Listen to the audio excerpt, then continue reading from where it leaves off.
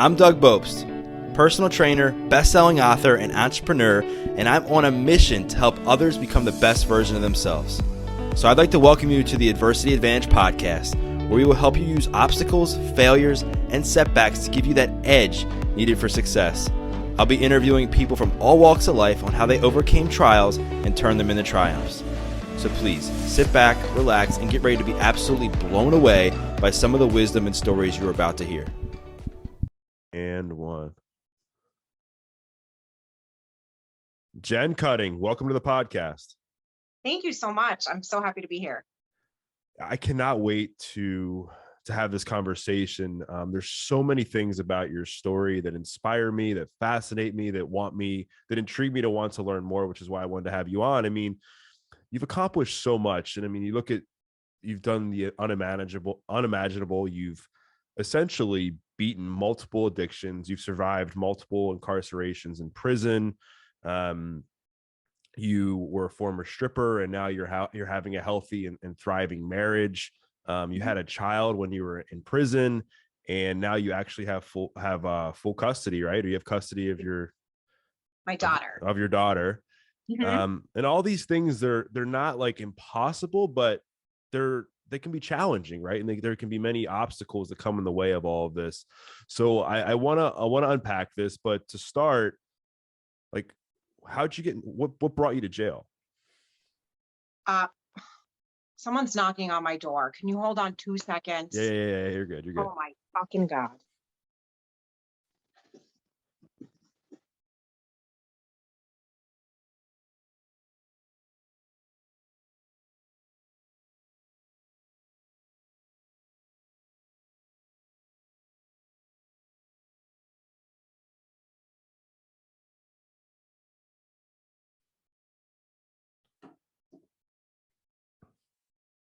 Oh my God, I'm so sorry. My daughter's little friends from across the street.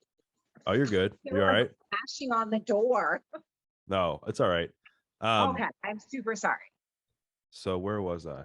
Oh, I was saying, so I think to start, I definitely want to really get deep into your story. But first, I think before we kind of go back to the origin, what I think the audience would appreciate most is, like, why'd you end up in prison?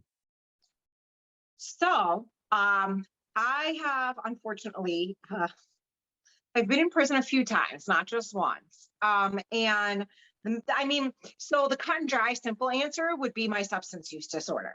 So I'm an addict through and through. I do everything with an addict's frame of mind. Even in the healthy part of my life, I'm still an all or nothing type of gal. So my addiction is the long, short answer, I guess. For two times, the first 2 times that I went to prison was for grand larceny, and then I had a little parole violation in between. And then for the last and final time, by the grace of my God, 2 sealed indictments of methamphetamine sales. Wow. Yes. So grand larceny, selling meth.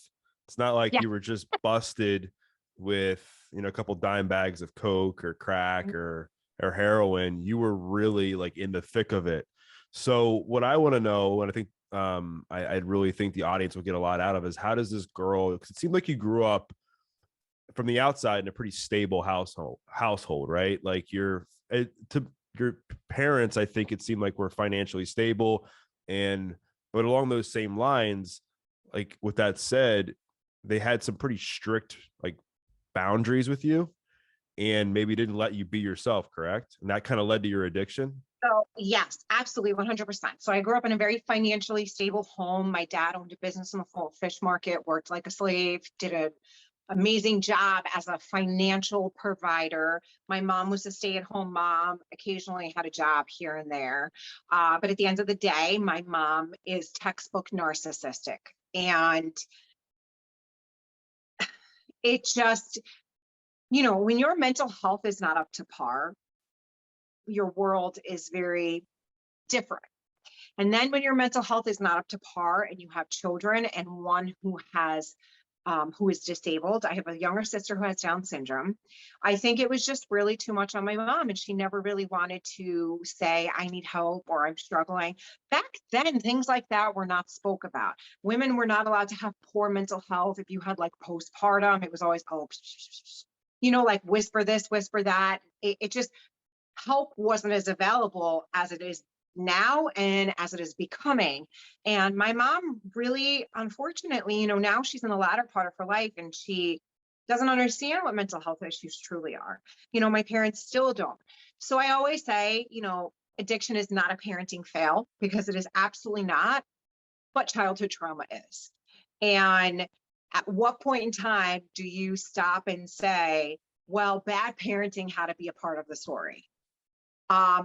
No one's ever held a gun to my head and made me do any of the substances that I've chosen to partake in my life. That is 100% fully my responsibility.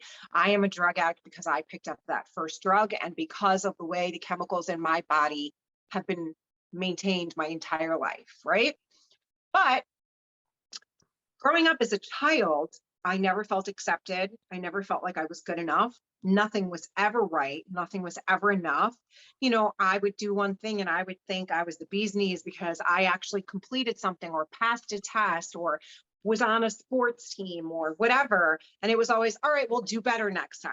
The old school Italian mentality of how you raised your child back then kind of set the future up for failure with always pushing too hard, pushing too much. And that's one thing that I've taken for myself, for my parenting. My daughter's job is not to live up to my expectations. It is not her job to fulfill what I think she should be. Right.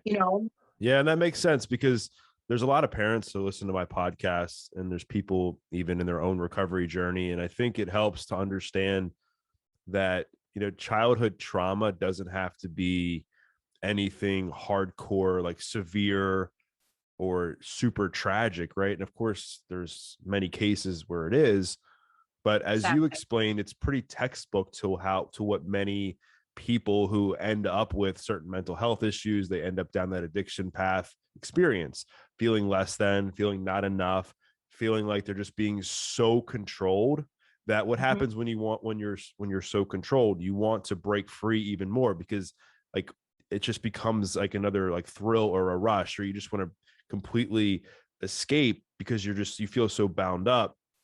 And right. And I know for you, like you were that, and then you go to high school, and then I think disaster. Yeah, and it was a disaster for you. And then you get into a relationship with a guy, right? And then So I was super socially awkward in high school because I was always bad. So I was always punished. So I never went to any functions, any events. I was always the odd one out. So I was super awkward. I never experienced your typical high school things. And the minute I graduated and then turned 18, as soon as I heard that 18 number, I actually called the local police station where I lived in Staten Island, New York, and said, I just turned 18. If I leave my parents' house, can they come get me? And a female cop answered, and she said, well, no. She said, but can I talk to you for a second? And I said, yeah. And she said, is anyone physically touching you? And I said, well, what do you mean? She said, is there anyone who's assaulting you? And she explained sexual assault to me. And I said, no. And then she asked me what the problem was. And I didn't feel comfortable talking about it because I was raised that what goes on in our house stays in our house. You know, your dirty little secrets, you don't air out to anyone, especially the police. And then she tried to explain to me, and I appreciate this female officer now as I'm an older person and I'm a girl mom, you know, she said, I want to explain something to you. She said, you know, we always think that it's so much better out there and that it's going to be such a better time when we leave our parents' house. She said, but as women, it's hard. And there are plenty of men who will try and take advantage of you. Like I respect that woman and the things that she said to me. And I still chose to leave because for me, my situation was bad. And I had no, mental health of my own because I was constantly feeling not good enough, not enough, less than, all those things. And I had met a man. I was 18, he was 27. And I literally packed a black garbage bag and I left. So I want to kind of continue down the path and, you know, uncover like what happened as a result of that and where that led you. But first, I think an important question to kind of to ask here is you get a lot of parents like, what could I have done differently? You know, and while you said like it wasn't a parenting fail, I definitely think when you share from the addict's perspective, you know, being that teenage girl, on what you would have wanted from your mom and dad in that situation that maybe would have given you a better chance not developing this massive urge to get addicted to drugs. So like what would you, if you were talking to your mom and dad right now and they were on this call with us and you had a few minutes just to share some things that you wish they would have done differently, what would they have been? Well, without giving you like full reign and just letting you go wild, because I don't think that's the answer either. I don't think that's the answer. I think structure and repetition is absolutely, every child needs structure, repetition, education, all of that 100%, because that's what gives us a good foundation to let us develop our house, so to speak, you know, for the rest of our lives. But I think the simple fact that they never really talked with me, they talked at me, and they never listened. And I was so sheltered that I truly didn't know what drugs were. I mean, I knew alcohol, and I was always taught alcohol was bad. There was never alcohol in my household growing up. We were always taught that it was so bad, so bad, so bad, but I was never told why. You know, and to be quite honest, I remember one of the first few times, like when someone mentioned I needed to go to rehab later on in my life, I thought rehab was for old white men who drank too much. Like that was what rehab was to me, or physical therapy rehab. I knew nothing about what rehab really was, but that's because we were so sheltered and I was never taught really what drugs and alcohol were, how they could debilitate the rest of your life and change who you are, you know, on a foundational level. I never knew any of that. Right. And I feel like maybe if my parents weren't so concentrated on trying to protect me from these things and actually said like, listen, this is what the world is really like. Like there will be boys that want to take what you have. There will be people who are truly not your friends. They will pretend. I was unprepared for the real world. I had a vision of, you know, white picket fences in a house. I thought that this man at 20, that when he was 27, when I met him, we were going to get married, have a house, babies, you know, your typical delusional young girl mindset. And I wish they would have prepared me more for the world. Right. And they just didn't. I think that's pretty common in family dynamics in my experience, just from what I've learned about myself and others, where if you're so constricted with the way you kind of raise the kids and you put so much pressure on them and you set these massive expectations, you know, there's a lot of room for to experience failure. Not that failure isn't good to experience, because I think we do need to experience failure and learn how to get through that. Yes. But I'm talking like severe, like mental and emotional failure that can come as a result of not fulfilling the expectations of your parents, not being the person that you think that they want you to be, and then having them kind of talk down to you.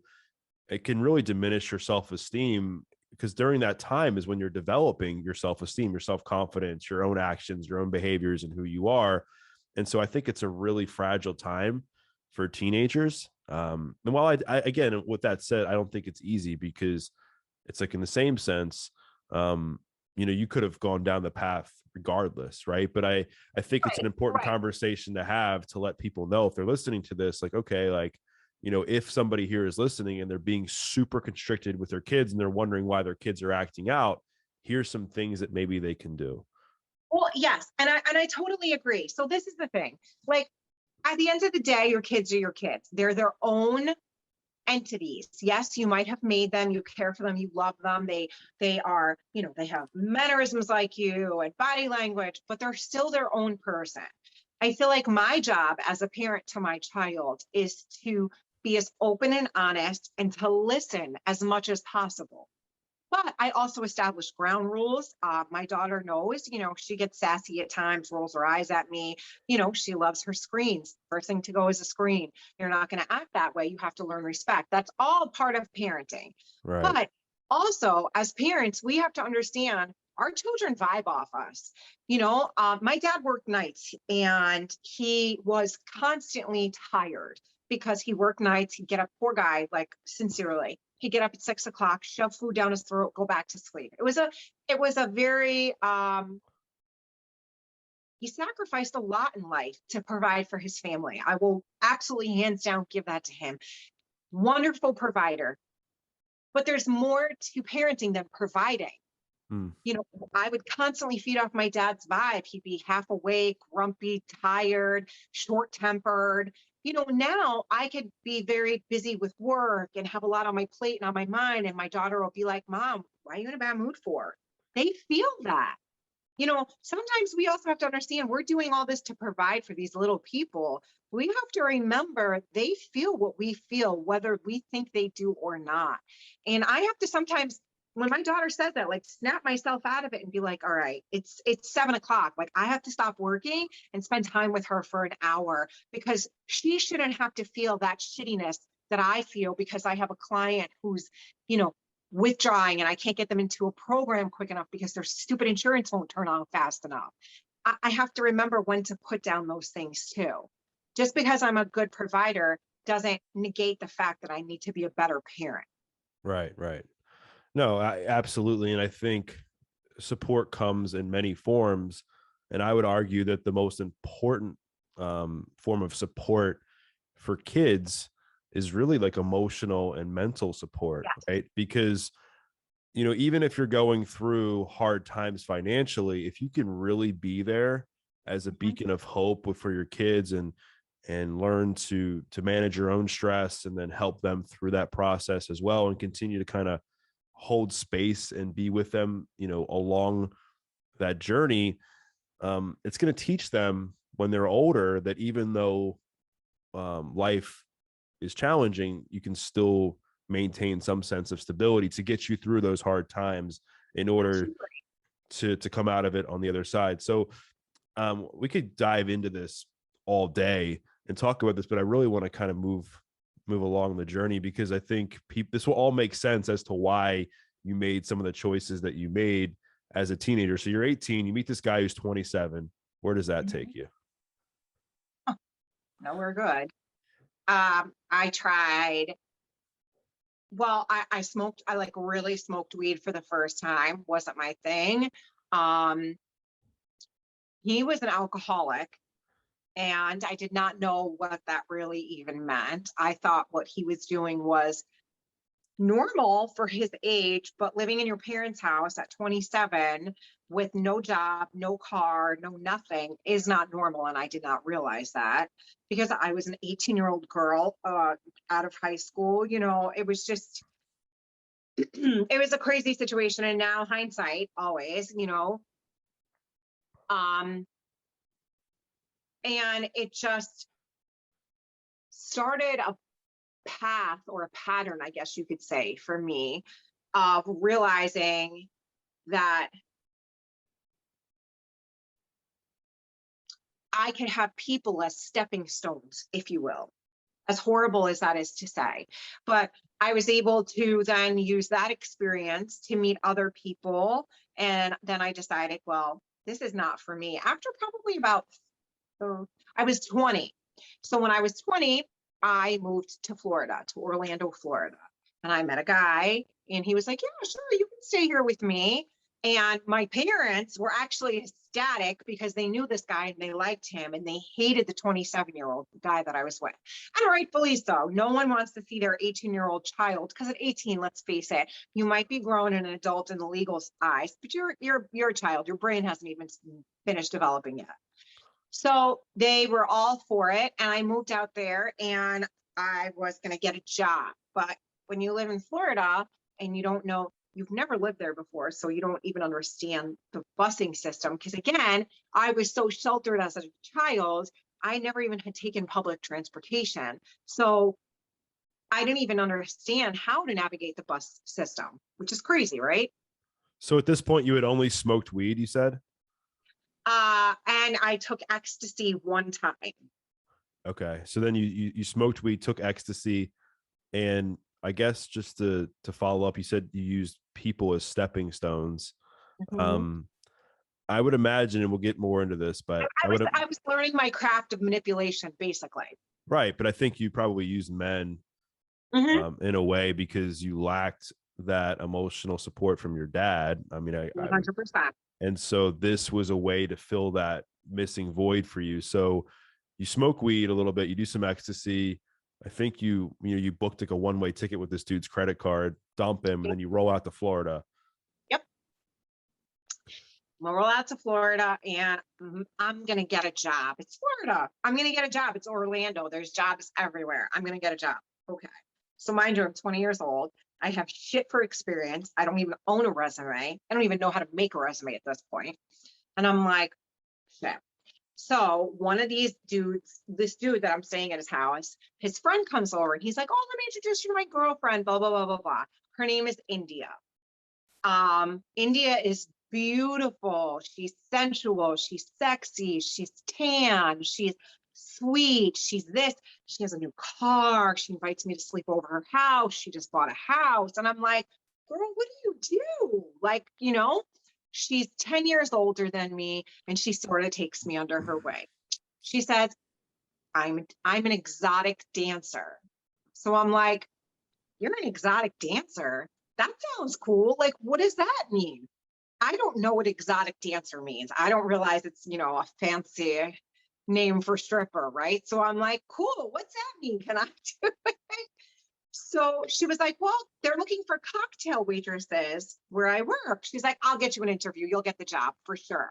So I'm like, okay, what should I wear? And she was like, well, I'm going through the whole thing. And I go in to interview and they hire me on the spot and I start cocktail waitressing. And I cocktail waitress for one night. And I made about, I don't know, $75. And then we got in the car to go home and India made about 1,500. And I was like, the fuck? Like, bro, I could do that. I know I could do that. I see all that money. I could do that, right? So of course I'm like, I could do this. Mind you, at this point in time, I probably had like 7 sexual experiences in my life. And it's like with the same person. I have no idea what I'm doing. I have no clue who I even am as an individual. And I'm like, all right, let's get it. I worked at a bar called Stars and Bars in Orlando on Orange Blossom Trail. I actually think it's still there. Oh no, I'm sorry, the Dollhouse. Stars and Bars was in Long Island. I worked at a place called the Dollhouse. And so Orlando is part of the Christian Coalition. And your thongs have to be a certain, well, they were back then. I don't know if they are now. Your thongs have to be like a certain width. You have to wear what they call nipple tape. So it's just skin color tape, but your nipples are actually covered. So technically you're not fully naked. I mean, it was just crazy. So the girls all take me in the back. House mom, who's like this dude, came over, everyone's doing my hair, my makeup. I'm petrified. I mean, like, I'm shaking. I'm so scared. They put me on stage. It's like 5, 6 o'clock in the afternoon. They throw me on stage and all the girls are sitting in the chairs and they're like cheering me on and everything. I don't even remember, like, it was probably one of the scariest experiences of my life. And then there was like a couple of dudes sitting in the audience and all the girls must have told them like it was my first time. They're throwing 50s at me. Then as soon as I get off, they all ask me for a lap dance. I don't even know what a lap dance is. And I'm like, sure. I have no idea what's going on, right? I'm petrified. I probably made like $800 that night. And I worked for like 5 hours. And I was like, all right, I guess this is my new thing. I was petrified. Even the next time, like every time they call me on stage, I'd be like, man, because they have a spotlight on you and shit. I was petrified. So I want to ask something really quick. In that moment, like when you're doing this, and I want to first preface this by saying I don't believe that people who strip are bad people, or that that's like necessarily a bad profession, so to speak. But was there anything going through your mind where you're like, man, I probably shouldn't be doing this, or I know I can do better? Was there any of that, or were you just so naive to everything? You were just doing whatever you could to make some money and have fun? I definitely was not having fun. Let's just put that out there. I was so fucking scared. Fun was not anywhere, even in the building. I Right. was petrified. I think I was just like literally like talking myself through it. Like, how do I get, oh my God, I hope this is over soon. I hope this is over soon. Like that literally was my panic, my ADD self inside my head was just trying to get me through that song. It was the thong song nonetheless. And it felt like the longest song of my life. I was just trying to like get through the song and stay on beat, trying to move, not fall over in these high ass heels they had me in. Like I literally was just focusing second by second on getting through what I was doing. Right. But there was no fun involved. Fun was like 5 miles away. There was no Right. fun in that moment. Right. Right. No, that definitely makes sense. And I think probably what was going through your head too, I can imagine as well, is like subconsciously you're probably thinking of like your past and your childhood, and maybe even like your parents. I don't know, but I'm sure that all played into you being kind of petrified of the situation. My moral compass, my upbringing, like I knew that wasn't something. I wasn't like I was going to call my parents and be like, yeah, I got a job doing this. I was Yeah, like, yeah, yeah, I yeah. got a job waitressing. Right. And they were like, where? And I was like, just a local place. I didn't even know what to say. Like I wasn't even a good liar at that point. Like it was just bad. And So is that pretty common that cocktail waitresses become like they work their way up and become strippers, or do people come in as just as strippers, or they're solely doing cocktail waitressing? Because it seemed like, so people come in just as strippers, but okay, cocktail waitresses a lot of the time do work their way up, because why would I make $100 a night when I can make 15? exactly. I Yeah. mean, you're pretty scantily clad as a cocktail waitress, so it's not a far stretch. Okay. That makes sense. And so something that goes hand in hand with strip clubs is drugs. And it seems like this is where things really escalated for you, was in the club. So walk the audience through how your experience and the environment at the strip club catapulted your addiction. Right. India, who became my sister mom, also introduced me to cocaine for the first time. She was dating a gentleman, like I said, which was friends with my roommate's friend. And my birthday is in October. I probably started this escapade in August, September. So I'm just getting into the groove of things. I'm just starting to, it's going to sound crazy to say, but I'm just starting to develop self-confidence and be aware of my sexuality and the fact that I can get things from men with a smile, a stare, and this is a very new experience for me because I never had the self-confidence from myself, if that makes sense. I'm a smaller, I was always under small, like extremely small, because I hadn't grown into my body yet. I was kind of always the ugly duckling, so to speak. And now I'm starting to grow into my body. I'm 20 years old. I'm about to be 21. And I'm finally starting to realize being fuller on the bottom is not a bad thing, and learning how to do my makeup and my hair, and I'm becoming a younger woman and not so much just a girl anymore. So it's my birthday and we are going to go out to the clubs and we're going to go out and do things, and we stop to pick her boyfriend up, and they go in his bedroom and close the door, and I'm sitting in the living room and I'm kind of like, just like, all right, this is weird. And all of a sudden she opens the door and she's like, come in. And I'm like, what? She's like, come in. And my biggest fear was they were going to like hit on me or something. Drugs wasn't even a thought in my mind. And I'm like, I don't know.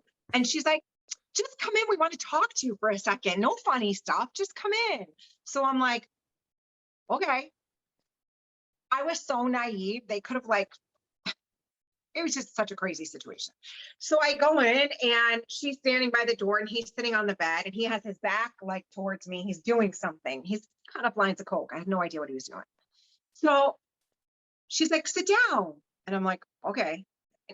This is like such a foreign, I've never been in this type of situation. So now I'm getting scared. I'm getting nervous. So, okay. I sit down and she's like, you want to do a bump? Oh, she goes, no, sorry. She says, do you want some Coke? And I'm like, well, I'm not really thirsty, but I guess. And she was like, no, do you want some cocaine? And I'm like, no. Like, you know, I've heard of cocaine in school, but I've never seen it. I don't know what it is. I have no idea. And I'm like, no. She's like, are you sure? She was like, you could just do a bump. She was like, I'll give you a key bump. And I said, what's that? I had no idea. So she's like, watch, I'll show you. So she takes the baggie, she does a key bump, she shows me, he does one. And I'm like, are you okay? Like, you know, I know nothing. This is the first time I'm ever seeing actual drugs aside from marijuana and ecstasy. This is the big leagues, right? And I'm like, what the fuck? You know, I don't know what to do. So she's like, do you want to try some? It's the night of my 21st birthday. And I'm like, no, but all right. Like, I don't know what to do. And she hands me the key and I'm like, I don't know what to do. I don't even know how to do these drugs. And I was like, so what's going to happen? She's like, oh, you're going to feel it go down your throat. It's going to be a little bit of a burn, a little weird taste, but you'll be fine. You'll love it. So I'm like, fuck it. All right. You know, so she shows me how to do it. I do a key bump, whatever. And I'm like, ew, that's fucking gross, man. And she was like, you'll love it in a second. And I'm like, no, I still don't. She's like, you want to do another one? I'm like, all right. Like, what? So, and then for the rest of the night, she proceeded to tell every dude in the club that it was my 21st birthday. I have never had so many drinks and shots given to me and baggies of cocaine given to me. People were licking them, sticking them to my chest. Like, it was crazy. I probably didn't sleep for 2 days. My poor body was so polluted. I was like vibrating. I was so high. Like, it was intense. It was crazy. I remember she was like, here, come smoke a joint with me. You'll feel better. And I was like, all right. And I was like, no, I don't feel better. Like, I still feel like my head's going to blow off. After that, I couldn't breathe for like 3 days. It was crazy. Wow, that's insane, and it's crazy. Well, you could just tell how sheltered you were growing up. That when a dancer or stripper asked you if you wanted some coke, you know, in a private bedroom, you know, it's not like you were in the kitchen. That you thought she wanted to offer you a can of coke. And not that somebody who wasn't a stripper, I'm just, you know, it's the same. Like, to me, I was sheltered. Many other people, their first instinct would be like, all right, this person's trying to get me to snort a line of blow. And you would say, no idea. Yes or no, based on like where you were at in your life. And then you proceeded to do it all night. And you had this like negative experience, because I know for me, when I did my first line of blow, if people can imagine, like, think of your self-esteem as a thermometer, and say your self-esteem thermometer, at least for me, and maybe like where you were, is it like 0 degrees. Mm-hmm. And then when you snort a line of blow, for me, my self-esteem thermometer went up to like 100. Right. I felt so good. I felt euphoric. I felt like I could do whatever I wanted to. I felt like I could ask out any girl. I felt that I could say what I wanted. And that becomes addicting, especially if you're somebody that feels less than, especially if you're somebody that has never had that self-confidence. Like, coke does that for you. So you had this, it seemed so like, for me, that didn't come from cocaine, but that came from opiates. Opiates was a game changer in my life. Right. Yeah. And it was for me too, and so many others. But what I want to kind of go where I want to go next is, you have this horrible experience, it seems like, with drugs. Like, you didn't even really appreciate the coke. You said that like you were getting drunk and smoking weed, and then like you felt like your body had just been completely poisoned for a few Yes. days. So what made you want to go back for more?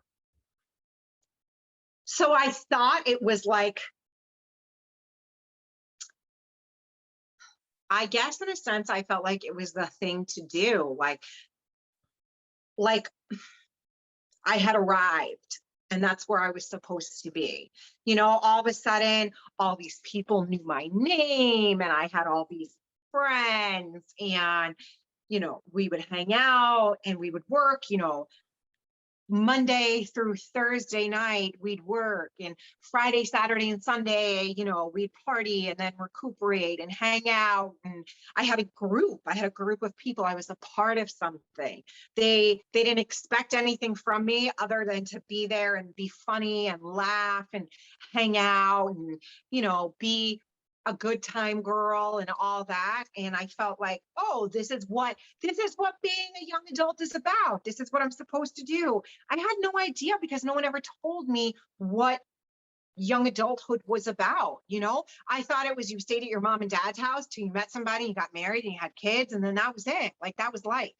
I never knew that you could be like this independent person in between and find out what you like and what you don't like and have experiences. And this goes back to what you said in the beginning. Like, if my parents had properly prepared me for life and explained to me what happened after high school, not that you just married some guy and had babies, my life maybe it wouldn't have, who knows, but at least it wouldn't have been such a harsh slap in the face of what reality in life really was like.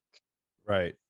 Yeah, you're right. And I think you never know what could have happened had things Right. been handled differently when you were growing up.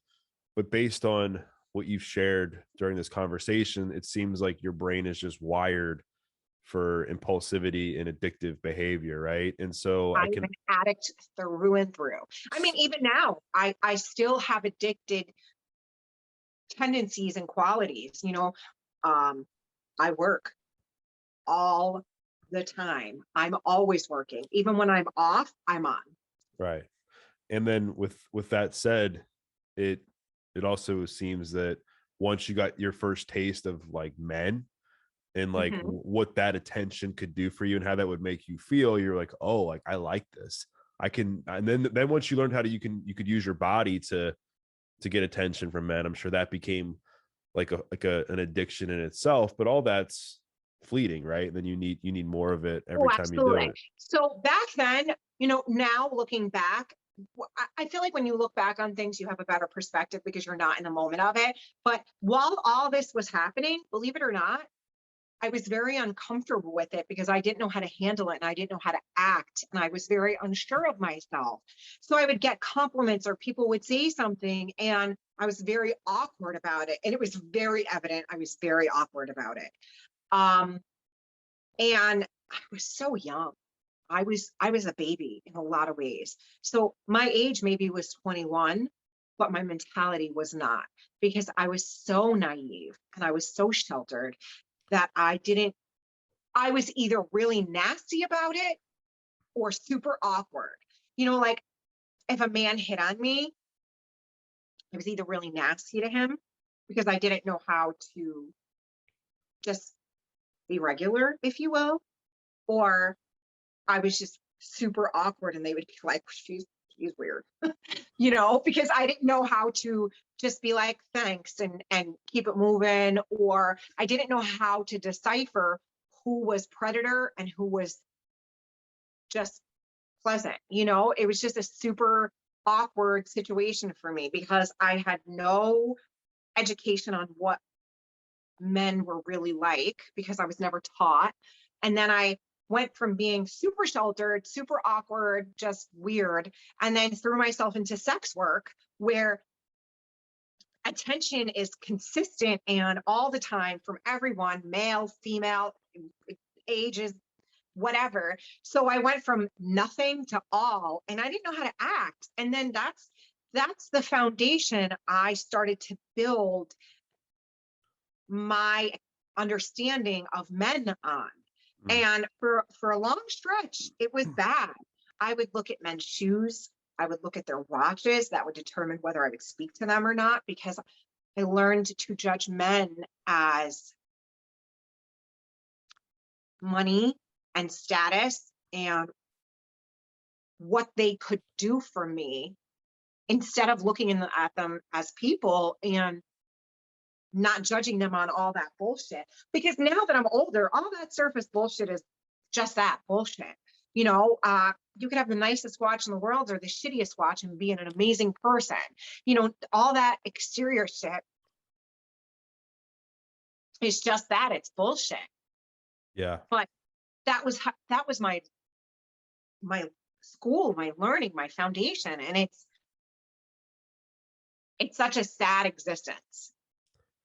There's a few things in life that I think are incredibly addicting that you can't see. I think one is fame, and the other one is attention. Like you can't see, like, neither one of them you can really touch, but you look at Right. how addicting attention can be. And like I was saying a few minutes ago, once you learned that you could somehow manipulate men when you were a sex worker, you were like, ooh, this is becoming easy. Let me see how I can maneuver this. Or like social media, it's like once you like post a photo and you're like, wow, I can get 100 people to say they like me by clicking on a photo. Let me get to 110. Let me get to 150. Let me get to 200. And that's a problem now. And whether you're an addict or not, that's a massive problem in our society, is this facade. Acceptance. Yeah, this facade that the more attention you get, or the better you look, or the more famous you are, the happier you're going to be. And it's not to say that you shouldn't take care of yourself. It's not to say you shouldn't work hard, but that alone isn't going to create infinite prosperity, infinite happiness for you. You know, it's funny that you say that, because my husband and I were having a conversation about this, I think like yesterday or the day before, actually. And I feel like, yes, everyone in the world, their end goal is to be as successful as they can be in whatever their style of life is. Everybody wants to be successful. Everybody wants to reach a certain plateau that they feel is what happiness is in their life. But the problem is, if you don't have foundational happiness, the rest of it is just bullshit. You know, you can be social media famous. You can be the president at your job, the executive director, all that. But if you don't have something in your life that actually gives you genuine, true happiness and love, the rest of it is just bullshit. You know, the simple fact that I have my daughter back now, that alone, I look at that baby in my bed at night and I just have this overwhelming sense of peace and happiness that I never knew I needed and never knew existed. You know, my husband and I, we have been through hell and back together. And that man gets me.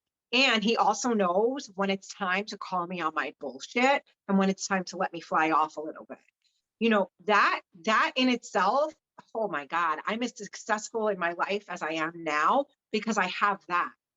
You know, that dose of reality.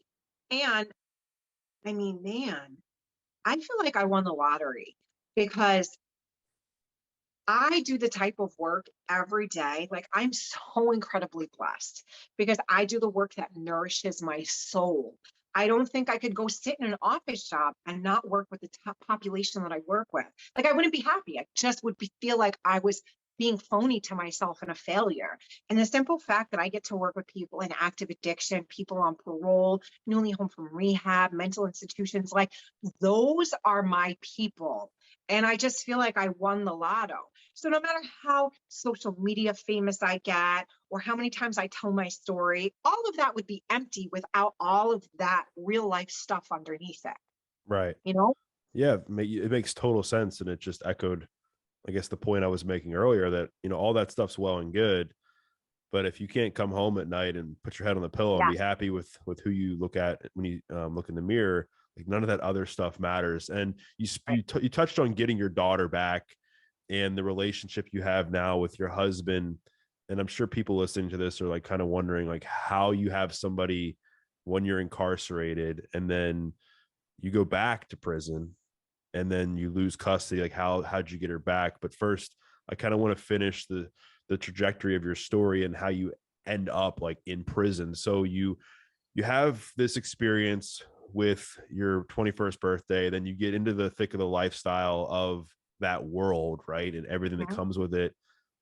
And then you end up finding opiates and you find meth. I ended up moving back home to New York. Okay. Florida became a fucking train wreck. And Obviously. how old were you?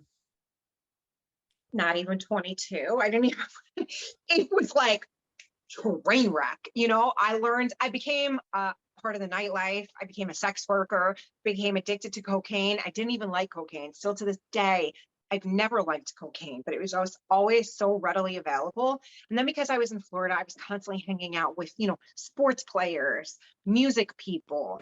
I got so, it was just such shit. You know, it really was. I try not to actually think about it because it was just such a shitty year of my life. But obviously it was a necessity and needed, and I'm grateful for it, all of it. I ended up moving home to New York. I moved back to my parents' house. But I was different. What was that like? Yeah. Horrible. Absolutely horrible. Here are my old school mentality Italian Catholic parents. And then here I come back. Now I'm a stripper. My whole style of dress is different. I wear makeup. My attitude is different. You know, I've changed dramatically. Like a blind person could see I've changed. And I crave what I've been living for the last year. You know, it's so crazy because it's so easy to go into something, but it's so hard to come out of it. You know, I'm a foot first type of person when I jump into shit, and nothing was different with this. So I come home and move back to Staten Island, and I'm just fucking bored, like bored. He ends up going with somebody to go get a tattoo. Tattoo guy says, "What are you doing later on?" And I'm like, "Nothing. What are you doing?" And I'm like, so I say to him, of course, right away, this was off to a bad start. He goes, "Well, do you want to hang out?" I'm like, "Yeah, are there any strip clubs we can go to?" Because I'm thinking like, I need to find a place to work, right? And he's like, "Fuck yeah." What time can you be back? You know? And I'm like, all right, cool. I'm like, cool, this guy tattoos, he probably has some money, whatever, he's kind of cute, you know, but I'm like, I need to find some work. Like, I need to find me again. And I'm thinking to myself, I know they're going to have coke there. You know, this is where my mentality is going because I am an addict now and I have no idea about this. It's all you know. It's your normal now. Right. Yeah. So we go, and turns out one of the girls that I run into, I actually know her. Then there was another girl who actually I danced with at Bike Week in Tampa. So she was there, and she was like, "Oh my God, you have to come on stage. Oh my God, you have to come work here." Da, da, da, da, da.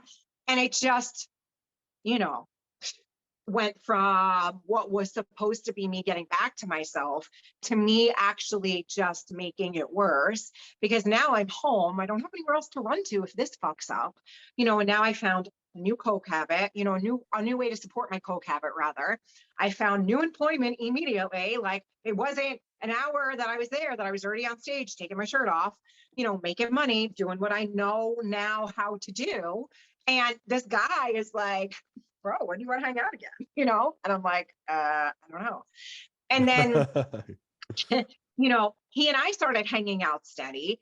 He was a dog. He was a dog. He had a girlfriend at the time. Like, I didn't know any of this. I didn't know him from a hole in the wall. I ended up like basically sleeping with him on and off for a year. It was just a disaster. And it just led me deeper into that lifestyle and those types of people that I was searching for, because he was able to introduce me to that. And it all went downhill terribly. And then I ended up leaving Staten Island and moving to Long Island, and with a very good friend at the time. She was like my best friend back then, because I needed another escape, because I was just shitting where I ate, so to speak.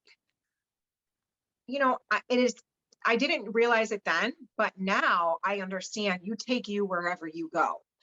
I thought the area was the problem. So I thought leaving was what was going to benefit me. I ended up moving to Long Island, meet another dude. He actually owns the strip club that I start working for. We become engaged. We're going to get married.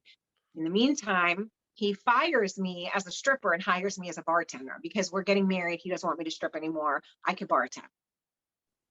It's a huge deal. We ended up like fighting over it. Like, you met me like this. You can't change me because it doesn't live up to your expectations. It became like a very big issue within our relationship. I end up, excuse me. I don't remember if I fell down or I tripped or something, but I end up like really hurting my back. I go to the doctor and the doctor prescribes me Vicodin. I'm like 23 years old. I've never had an injury in my life. There was no reason why I needed Vicodin. I probably could have did like an 800 milligram ibuprofen, to be quite frank, but he just writes me a script, tells me, take this, gives me a muscle relaxer. I take that, da, da, da, da, da. So I'm like, okay. I don't know what opiates are at all. This is like the very beginning of them and their popularity, so to speak. And he writes me like 6 refills. So now I take them, right? And I'm like, so what year was this? Oh my God, 2003, maybe? Okay. Maybe around there, give or take, approximately. So, now I'm eating these fucking things like candy because I'm like, this is amazing. I feel wonderful. Back injury? No, this is great. Like, this is great. Now, all of a sudden, I go back. He gives me another prescription with refills. So this is like months, like 8-9 months, right? I don't think anything wrong with it because I'm taking my prescription. The doctor gave me this. I don't know what this is. So I call up to make an appointment and I tell them, listen, I'm out of my prescription. Do you think he can call me a refill in the meantime? She goes, no, he's on vacation. And I'm like, okay, can he call me a refill in the meantime? Like, can somebody call me in a script in the meantime? Like, till he gets back? Like, I don't feel good. Like, and they were like, the nurse says to me, oh, honey, you need to go to rehab. You're addicted to them. And I said, rehab? What's rehab? Isn't that like where old white alcoholic men go, where people who had surgery and need to exercise? What's that? And she was just very nasty. And I'll never forget like the judgment in her voice. And I was like, ma'am, I don't know what you're talking about, but like my doctor wrote me this prescription and I'm going to tell him you said this to me when I see him next time. The next time I went into the office, I saw him. Before I could even tell him what happened, he wrote me another script. And I was like, all right, cool. I must not need rehab. That nurse was an idiot. She didn't know what she was talking about. And then it just went on from there. And then probably about 6 months later, I went to go back and he was no longer there. And then I was like, well, shit. So one night when I was at my ex-fiance's club, I'm sitting on the other side of the bar. I'm having a drink with an old customer of mine and we're talking. And I say to him, like, hey, blah, blah, blah, blah. Do you know where I can get these things? Like, is this a thing? Whatever. And he was like, oh, don't worry, mama. I got you. He's like, how many you want? And I was like, a prescription's worth? And he was like, so what do you want? Like 60? And I'm like, okay. He goes out to the car, comes back. He hands me like 10 of them. He's like, try these. Tell me if you like them, if that's what you want. He goes, and then I'll get the rest for you. He's like, don't worry about it. Those ones are on me. And I'm like, oh, all right. And he ends up giving me Percocet, which were way better.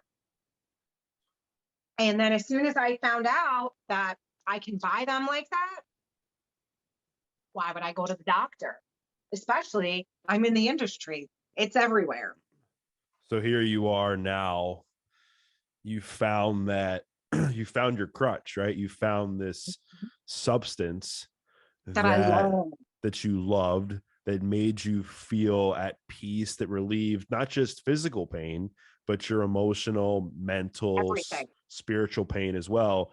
And then on top of that, you go back to manipulating men, right? Because now you find this guy that was an old customer of yours that now you've made this connection to like, oh gosh, like he likes me. He's a connection for drugs. I need to lean into that. So where did that end up taking you? So I did not know, but the guy that I was dating at the time, he too was taking them, but he was also selling cocaine. Got it. And I did coke, but it was only because it was there, or I felt like it was socially acceptable, or whatever the case may be. So now I started hiding the fact that I take pills from him. He was like a recreational pill taker. You know, like people sometimes recreational have a glass of wine. Well, he was like a recreational Percocet popper. So, excuse me. So for him, you know, it was whatever. So then there started becoming even more secrets in our relationship. I decided that I still wanted to dance. He was not okay with it. I ended up going to a different club, and they offered me crazy money to bartend because they knew I was his fiance, and it was just a way to, like, competition wise, stick it to him. I ended up working at a different strip club as a bartender. I became the head bartender, and then we all got arrested for credit card fraud. The owner of the bar was doing something with the credit card machines. I still, to this day, I never ended up getting a charge for it. I got arrested for it, but I never got charged for it. This was in Long Island. And we all the bar staff, because we all had access to the credit card machines, like every night he would come in and take the credit card machine out, and the next morning there'd be a credit card machine in there, but it was a different one. So I don't know if he was like going back in and overcharging people, or like manipulating the tally, or what he was doing. So after that happened, I ended up getting bailed out. Everybody got a $5,000 bail. There was a lot of associations with the owners with other entities, other clubs, we'll say. So they were trying to get the bar staff to roll on who was coming through the door and who wasn't. And I was just not having any part of that. I know what that affiliation was, and I like my life, you know. So after that, I never went back there again. And him and I ended up breaking up. He cheated on me. And I moved to Delaware County, upstate New York, because that's where my parents were. And I said that I was only going to live here for 6 months. I was just coming up here to get clean off the pills. I started drug and alcohol. Did they know that you were addicted? Did they know you were addicted to pills? My parents? Yeah. Yeah. Okay. It was very obvious. I started drug and alcohol, but then I met people. And I started hanging out with this girl who had pills all the time, buying them from her, whatever. And then she was out, and she introduced me to a guy. And I had seen him around. I kind of knew who he was. He kind of knew who I was. She was like, call him. He's picking up oxys. And I was like, ooh, I've heard about those. Okay. So I call him. I had a car. He did not. So he was like, yeah, take me for a ride. We'll go pick some up. And I'm like, all right. So we went for a ride. We picked some up. And every day we would go pick up a couple. I did not know he was also doing heroin. No judgment, just it is what it is. So one day we went to go pick up oxys and dope, which I did not know about. And we get there, and the guy's like, I have no pills. Like, I'm out. I can't get my script till tomorrow. And I'm like, the fuck do you mean?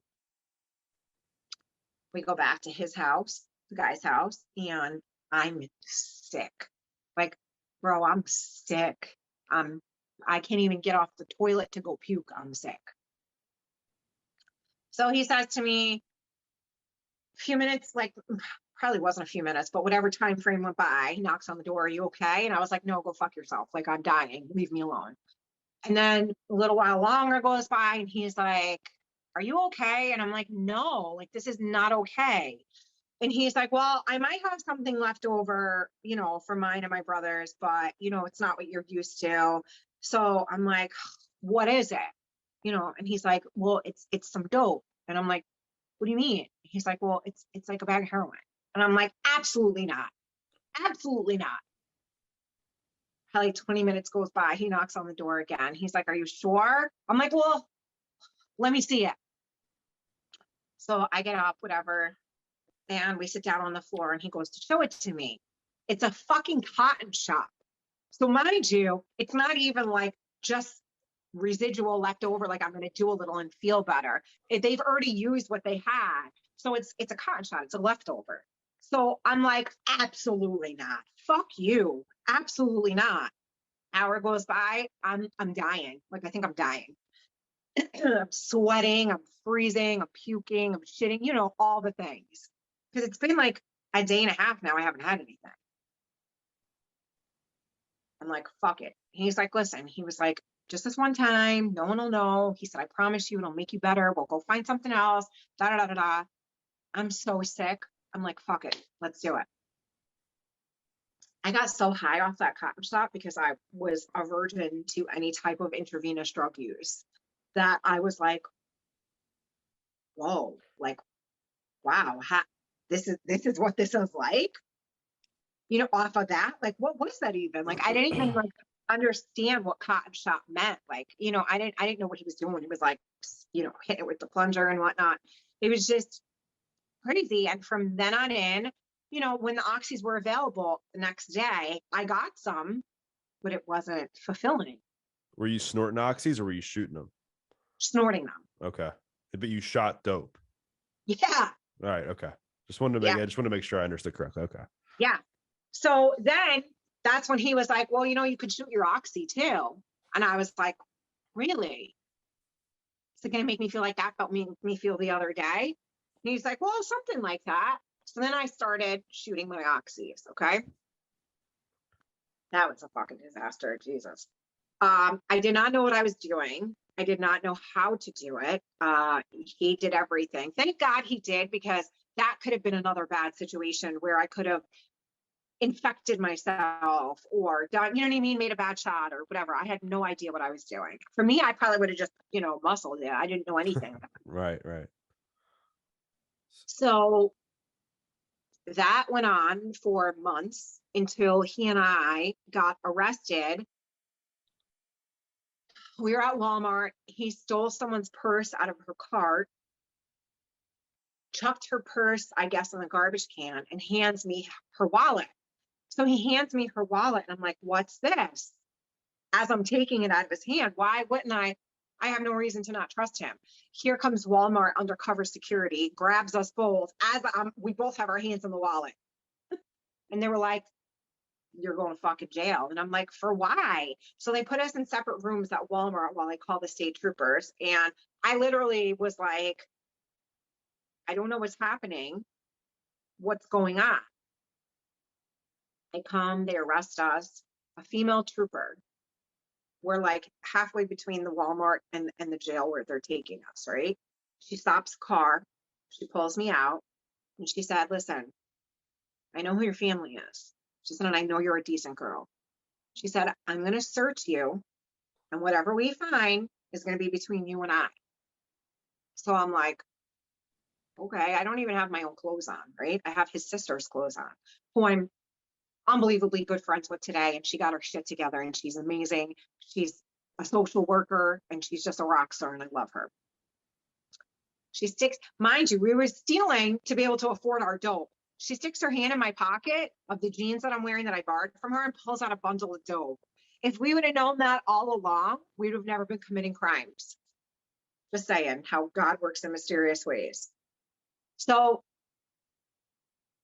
she like goes through my purse. There's no like needles, nothing, whatever. And she was like, when are you going to get your shit together and stop hanging out with shitty men and like value your life? And I don't know her name, but I will never forget her face. And still to this day, I remember this woman, you know, like She was a strong, powerful woman in my life, just like that other cop when I was 18, when I called and she tried to talk some sense into me. Right, right. So I ended up going to prison for the first time on a grand larceny charge. I got a 1 to 3 and I did like a year. Came home, kept my shit together, completed parole after a year. So grand larceny was for the Walmart thing? Yeah. Okay. I came home, I completed parole successfully.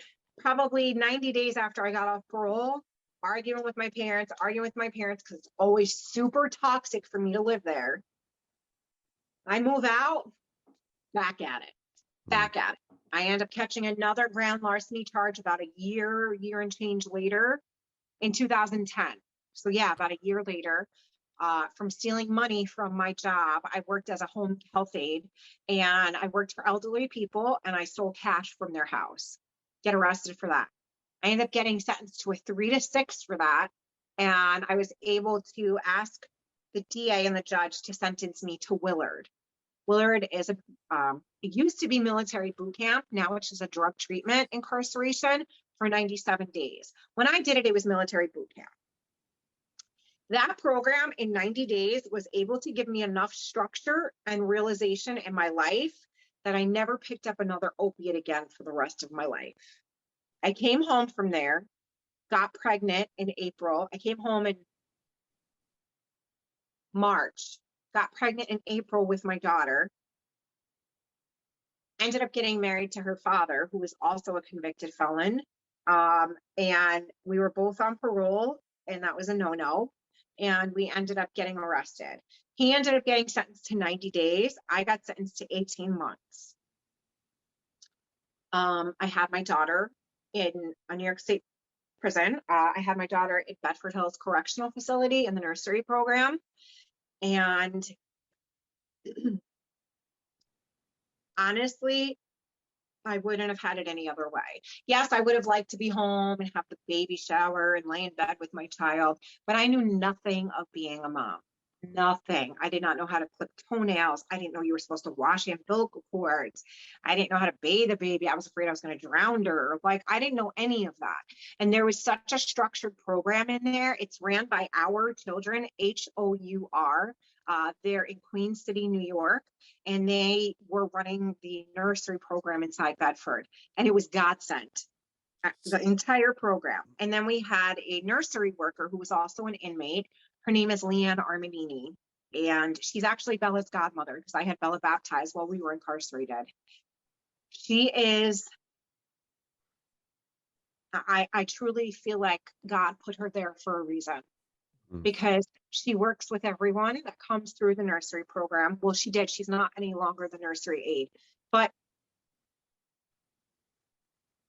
there's so many different walks of life that come through that program. And she was able to love and nurture every woman that came through that program and teach them how to mother. And that is a special human being. And I'm eternally grateful for that program and for her love and support.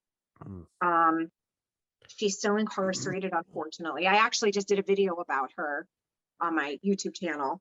And it just makes me sad that she's still there because she doesn't deserve to still be there. Let's see. So let me, I don't want to like jump over what you just said, because there was a lot that I think people would really want to know is like, so you get arrested on grand larceny, you get out, you get arrested again, and then you convince the judge to put you in like a 90-day, drug treatment program. And then you get pregnant, and then you get arrested again. Was it 5 years? Oh, yeah, that was a parole violation. Did you fail like a drug test? What was the Mr. Curfew? Oh, Mr. Curfew. Okay. So you end up going back to prison for 5 years. For 18 months. For 18 months. But this was you were backing up 5 years? You said 5. So no, you said relapse. I thought I was a little bit ahead of myself. That's the next part. Oh, okay. So yeah, so you end up going to prison for 18 months, and then you're pregnant in prison. So what was that? I've shared my experience of being in like county jail 1,000 times, but I think people would really get a lot out of like your experience as a woman, not only in prison, but pregnant and having a child in prison. So what was that like? A blessing and a curse. Because you were in solitary confinement too, right? um, okay, so being pregnant in prison absolutely gets you treated differently. The other inmates,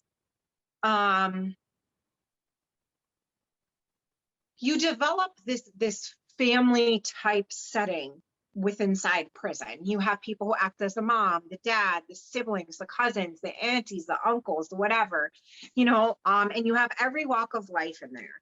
And I have met some of the greatest people behind the walls of prisons, the most talented, the most artistic, the most amazing people. And I've heard some of the most heartbreaking stories and some of the most heroic stories. And being pregnant in prison was so fucking hard, but I was so looked after by the other girls. I would come back from the doctors because every pregnant woman is considered high risk inside. And someone on the unit, one of the girls would have leave me a bowl of food on my bed. Or when they got their packages, they'd put a piece of chocolate, or, they'd want to feel the baby move. Or prison is such a dark, lonely, unhappy place for the most part. So anytime there's new life or things like that, I would be in general pop while I was pregnant. And then when I went to the nursery program, if one of the girls were to see me walking to a program or whatever, baby mama, how's my baby? How is she? Oh my God. I would have a picture. I would show them a picture. She's gorgeous. Oh my God. Da, da, da, da. Like really happiness from them. It was beautiful. And I think that's really overlooked about how prison nursery programs uplift the morale of the entire facility. It's like a bright light in a dark room. Giving birth the way I did. There are things about my birth story that I'll never remember because it was so traumatic, and that's my brain's way of protecting me. And it just recently dawned on me that that's why I don't remember my entire birth with my daughter. It was just her and I have no pictures.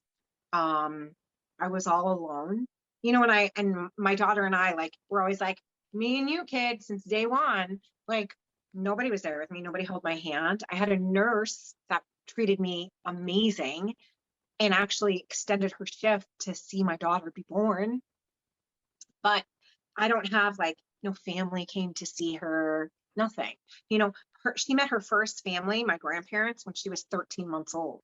No one came to see us. No one met her, none of that. Her first birthday was in prison and surrounded by people like Leanne and the other nursery moms. That was her family. Wow. When we first came home, birds scared her. Steps confused her. Wow. That's amazing and so inspirational, because I didn't even know that kind of thing existed, where you could have a child in prison and then you would be able to kind of keep it. It's like winning the lotto. While you were there. I mean, not that it would be taken away from you permanently, but I had thought, and I really didn't know that you could have the child and then you could kind of raise it in the system. But you said there's a certain timeline, I think, for that, where you're allowed to, and thankfully you fit into that timeline. So you have the child in prison with the help of Leanne and the other inmates. They taught you kind of how to be a mom, if you will, and raise your daughter. And then I can imagine you have this newfound motivation to kind of clean your life up and stay on a good path. But as we know, sometimes things don't work out the way we want to. So you get out of prison, then what happens? So I got out of prison and I came home, and I was not allowed to parole to my county because her father my husband at the time, who I was going for full custody and divorce, also paroled to that county. So they put us in a different county to keep us safe because his mental health was very, very poor. 3 months in, I say, I can't do this. Like, I'm living on $40 a week. My parents are buying my diapers. Like, I can't do this. I wrote the supervisor and requested permission to move back to my parents' house. I thought things would be different because I was the parent. I really had my act together. I was genuinely trying. I was not using drugs. I had not been using drugs. I was, at the time, I was sober for 2.5 years, almost 3 years, actually. And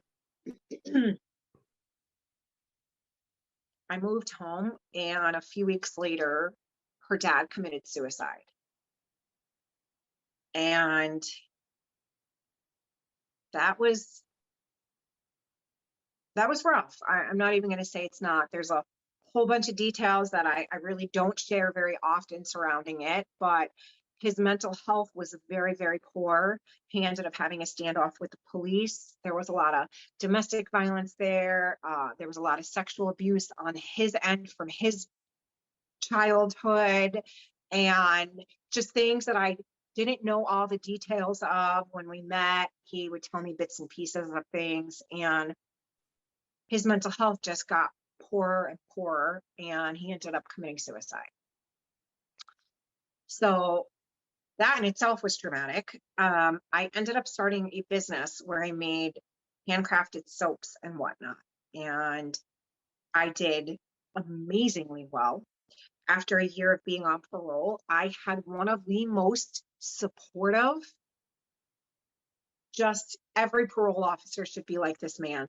He was unbelievably understanding and kind, supportive. He wanted me to do well, did whatever he could to help me re-enter into society. He should train parole officers on how to be parole officers. It was amazing.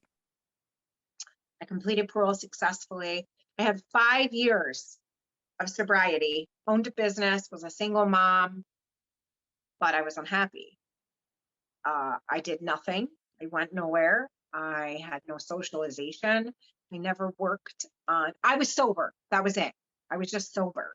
I didn't know why. I didn't know what. I just knew I didn't do drugs anymore. I didn't work on anything. And now I know that that's the best way to relapse. Not working on past traumas, or, dealing with all the baggage I was carrying from the previous actions of my life. I didn't know. And I decided, well, I'm going to go out for a few drinks. And that led me right to cocaine, dabbling here and there a little bit. And I convinced myself that because it was not my drug of choice, like opiates, it was okay, because my life, I never got arrested doing cocaine. It was okay. So, well, I learned that that was a line of bullshit. And I met my husband, and I was already fucking off. So I don't want anyone to be like, oh, your husband's your downfall, because I am a grown-ass woman and make my own decisions very poorly at times.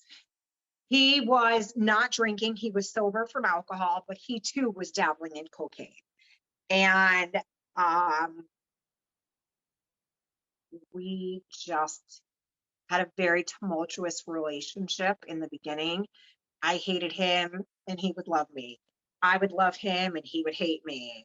I would want to leave. He would, just your typical codependent bullshit, drug-fueled bad relationship.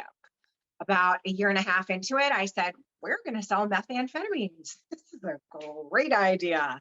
There is no meth in our county and people are foaming at the bit for it. Let's get it. That literally led me to prison. So we ended up moving in together after a few short months of dating. He loves my daughter like he made her himself. And we just had a very drug-fueled relationship for the first 3 years. And then I was in the thick of it. Like, I was one of the largest, at the time, one of the largest meth dealers in my county. You know, like the man who arrested me told me a few short months ago, he said, "You were one of the hardest females I've ever hunted." And I was like, oh my God, that sounds terrible. You know, and now it's someone that I work with and actually trust and appreciate his efforts in my county. But yeah, it was crazy. I ended up getting sentenced to 3 years, 2 years post-release supervision, which is just a harder version of parole. When I first got incarcerated, I knew nothing about custody, about partial, joint, residential, whatever. You know, I didn't know you could give custody with an expiration date. I didn't know any of that. So I just immediately signed full custody over to my parents of my daughter because I didn't want her to go into foster care. And that's when the narcissism just took over on my mom's end. I mean, it was always bad, but this went to the next level. I was not allowed to talk to her. I was not allowed to call the house but once a week to speak to my own child. The rules all changed. Like at first it was, yes, we'll take her to see you, call as much as you want. She's your daughter. We would never try and take her from you. We just want you to get healthy. We love you. We love her, yada, yada, yada. And it was all bullshit. It was all bullshit. The minute I signed those custody papers, the game changed immediately. Only once a week I could call. She wasn't allowed to come see me. I actually, 15 months, I went without seeing my daughter, and I had to get a lawyer when I was in prison and take my parents to court to get visitation of my daughter. And the same judge that sentenced me to prison was my family court judge. And he told my parents, I am appalled you have not taken your granddaughter to see your daughter. It is not your job to judge whether your daughter should see your granddaughter or not. And they mandated visits and phone calls. And that was the only time that I was able to visit and have calls with my daughter. I will be sober 4 years by the grace of my God this fall.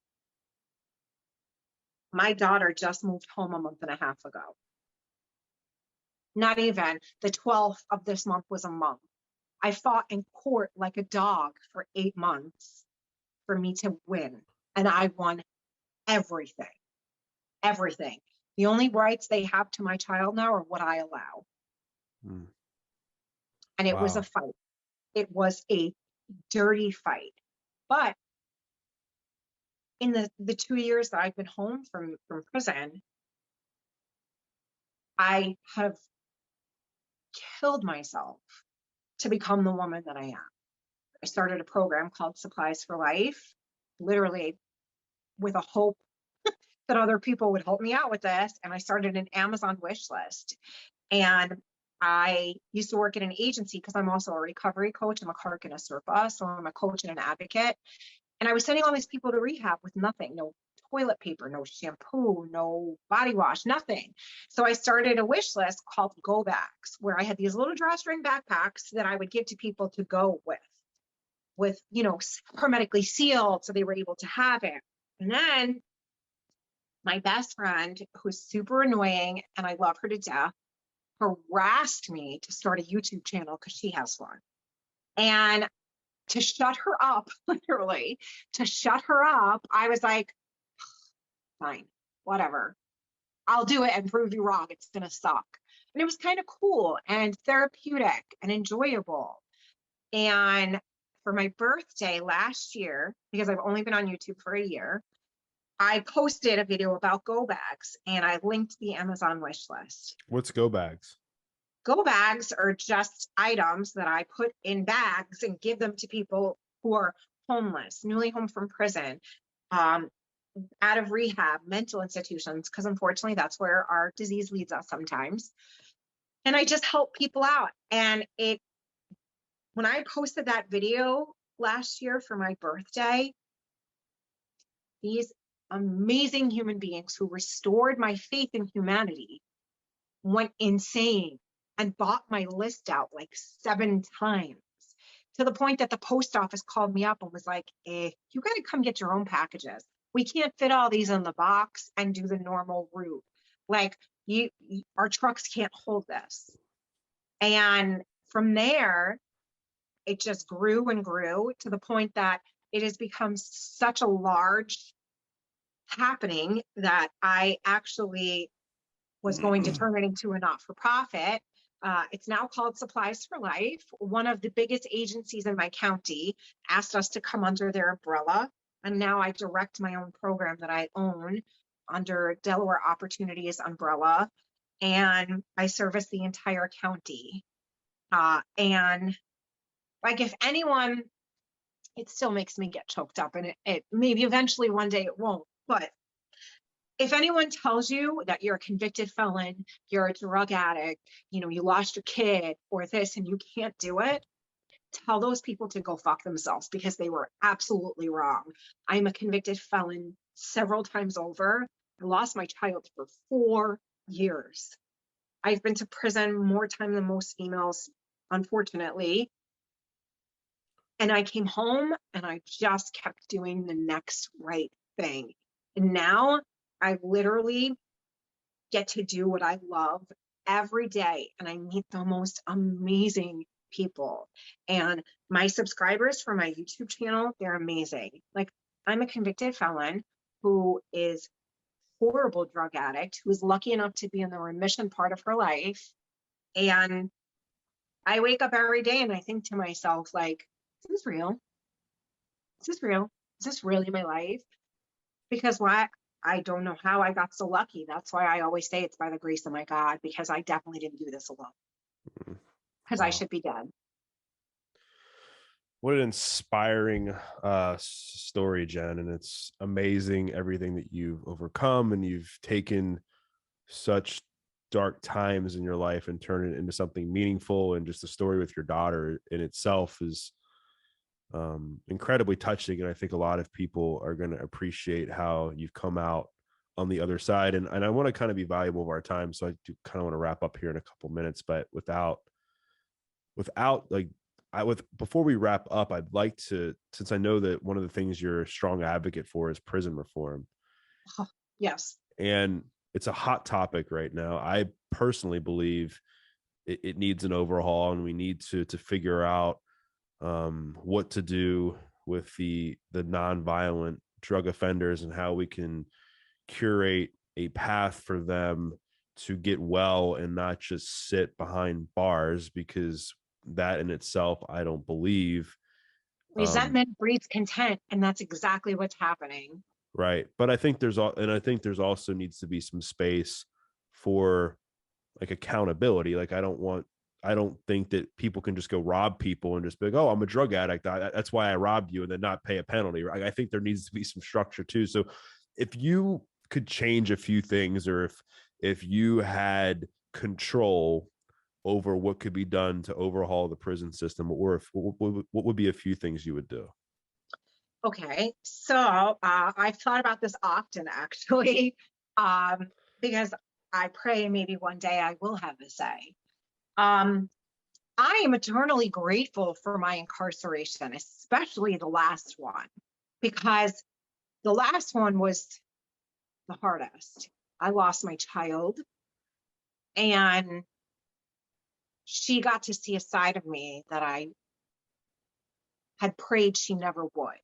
So that in itself was detrimental to my entire existence. But after serving a year and a half inside regular prison, I got frustrated and I said, fuck this, like, I'm done with this. And I signed up for Lakeview Shock, and I did military boot camp. And I swear to you, on everything I love, that is the changing point in my life. That program showed me that I am capable of anything I put my mind to. Because let me tell you, I am not a chick that likes to exercise. I know that's your bag, but it is not mine. Right. I do not want to run 3 miles at 6 o'clock in the morning.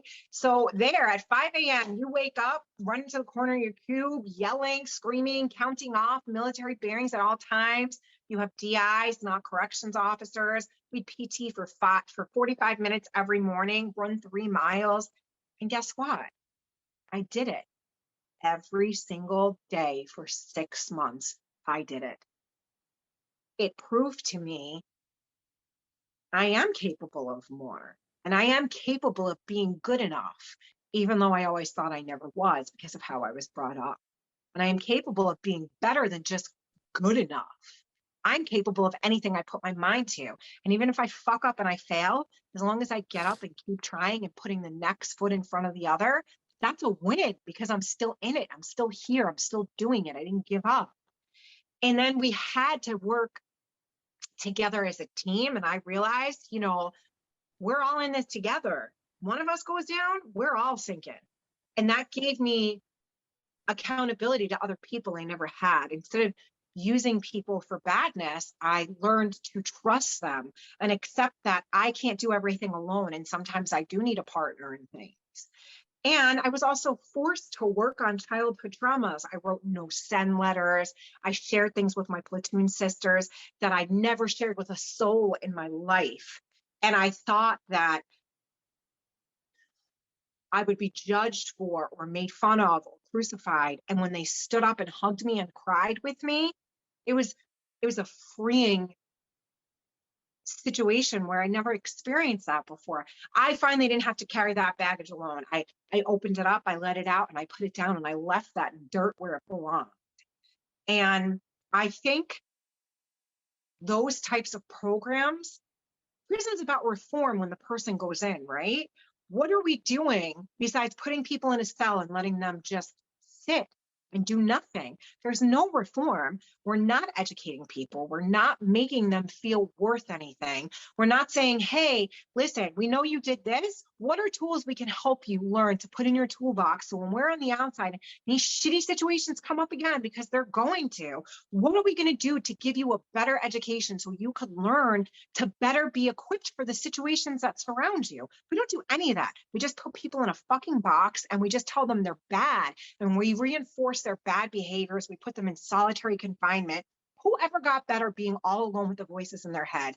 Nobody. I've been in solitary. It is not a walk in the park. It's fucking shitty. We take away people's showers. We take away their ability to take care of themselves. We show them how shitty we think they are by paying them 7 cents an hour. That's slave labor. I don't care what country you live in or where you come from. As a human being, I don't care whether I'm behind bars, outside in the free world where I am a human being. When you treat a human like a human, you get a human reaction back. When you treat someone like an asshole, well, you reap what you sow, and that's what you get. And I just feel like we need to put the humanization of people back inside prison as well. Yes, there are people who deserve to be there for life. Absolutely. I'm not a defund the police type of gal. I don't feel like, do I think some of their stuff is out of line? Yes. But prison, police, it's all a part of society that we need. Yeah, and I couldn't have said it better myself. I think providing some sense of structure, discipline, and something in a mechanism for people to channel all this pent up negative mental and emotional energy into something meaningful and positive. Like you talked about the structure that this military camp gave you and things like fitness and what that did for you. And even though you don't like it, you knew it was good for you and it made you feel better and it made you who you are today. And so I can't echo that enough. And your story is super inspiring. I'm quite moved with everything you shared and how you're still able to sit here and have a conversation with me about everything. And I think people are going to want to learn more about your journey and check out what you're doing. So where can people do that? So I have a self-titled channel on YouTube. I also have Instagram, which is JL Cutting. I have a TikTok, which is Jen Cutting 1. Everything is pretty much self-titled, maybe with a letter or a number thrown in here. And I also have a Supplies for Life Instagram and Facebook page. So if they just go to my YouTube channel, they will find all my social media linked. And I also have a Patreon as well. Awesome, Jen. I will make sure to include all of that in the show notes. And guys, if you listen to this, guys and gals, if you listen to this, you're going to want to like pause and re-listen to certain parts because the story is insane and it's incredibly inspiring. And what I want you to do, just like I ask with most other episodes, is to share a takeaway. And maybe it was something that she said about her journey. Maybe it was something she said about opiates and how that made her feel, or the prison system, or her daughter, whatever it was. Tag Jen, tag myself. We'd love to hear your feedback. And we once again thank you for listening to this episode of The Adversity Advantage. I'm your host, Doug Bopst, and we'll see you next time.